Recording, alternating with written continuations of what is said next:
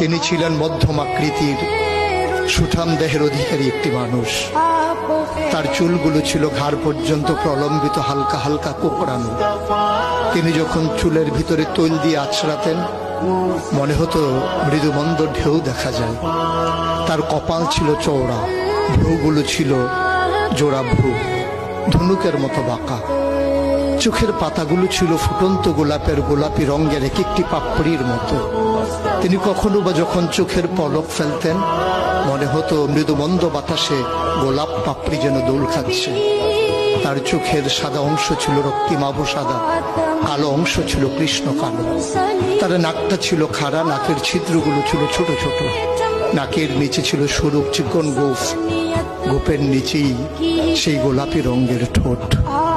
তার ঠোঁটগুলো যখন কখনো বা মুচকে হাসত, গোটা পৃথিবীর মানুষ অবাক বিস্ময়ে দেখত গোটা পৃথিবীতে যেন বিজলি চমকিয়েছে। তিনি কখনো বা যখন এই রাস্তা দিয়ে হেঁটে যেতেন, 1 মাস পরেও কখনো যখন সাহাবা হাঁটতেন, তার গায়ের জান্নাতি গন্ধ তারা পেতেন।